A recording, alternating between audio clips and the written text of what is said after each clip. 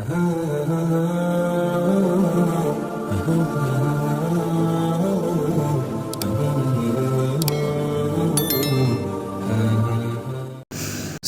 طیبہ کو پڑھنا انسانی ضرورت اس حیثیت سے ہے کہ دنیا کے اندر ہر وہ انسان جو اپنے کو پرفیکٹ بنانا چاہتا ہے،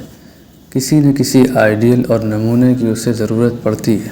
اور اللہ رب العزت کا ارشاد ہے، لَقَدْ كَانَ لَكُمْ فِي رَسُولِ اللَّهِ أُسْوَةٌ حَسَنَةٌ کہ اللہ کے رسول کی زندگی میں تمہارے لیے ایک بہترین نمونہ ہے، ایک بیسٹ آئیڈیل ہے جس کو فالو کر کے، جسے اپنا کر تم اور ہر وہ شخص جو اسے اپنائے ایک بہترین اور پرفیکٹ انسان بن سکتا ہے۔ لہٰذا اس ناحیے سے کہ اگر ہم اپنے آپ کو پرفیکٹ بنانا چاہتے ہیں تو نبی اکرم صلی اللہ علیہ وسلم کی زندگی کو پڑھنا ہماری ایک ضرورت ہے، ایک انسانی ضرورت ہے، کیونکہ اس طرح سے پوری کائنات کا سب سے بہترین نمونہ اور آئیڈیل ہمیں مل جائے گا، ایک بزنس مین کے لیے، ایک ٹیچر کے لیے، ایک لیڈر کے لیے، ایک ہسبینڈ کے لیے، اور اس طرح زندگی کے ہر اچھے مرحلے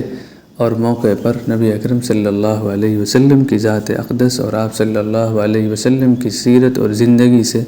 نمونہ اور آئیڈیل حاصل کیا جا سکتا ہے۔ ورنہ ہوتا یہ ہے کہ انسان کے پاس خدا کے بنائے ہوئے اس بہترین نمونے اور آئیڈیل کا علم نہیں ہوتا ہے تو وہ دنیا کے اندر، فلم انڈسٹریز کے اندر، کرکٹ کے اندر، پلیئرز کے اندر جا کر کسی کو اپنا آئیڈیل بناتا ہے، اس کی طرح بال کٹائے گا تو انسان نہیں بلکہ کوئی خوفناک مخلوق لگنے لگے، اس کی طرح ایسے بیکار قسم کے کپڑے پہنے گا کہ وہ بے لباس ہو جائے، یا اس کے علاوہ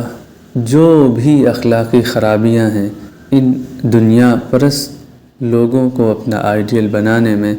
وہ ہم سب جانتے ہیں کہ دنیا بھی برباد ہوتی ہے اور آخرت کا فیصلہ اللہ کے ہاتھ میں۔ لہٰذا اللہ کے نبی صلی اللہ علیہ وسلم کی سیرت طیبہ کو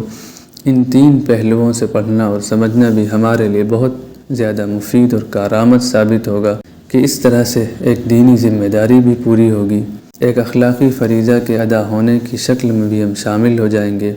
اور ایک انسانی ضرورت کی تکمیل بھی ہو جائے گی۔ تو انشاءاللہ ان تینوں پہلوؤں کو سامنے رکھتے ہوئے آپ حضرات کے سامنے سیرت طیبہ سیریز میں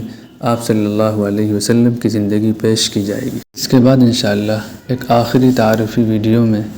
کچھ اہم باتیں پیش کرنے کے بعد باقاعدہ سیرت طیبہ سیریز کا سلسلہ شروع کیا جائے گا۔ السلام علیکم ورحمۃ اللہ وبرکاتہ۔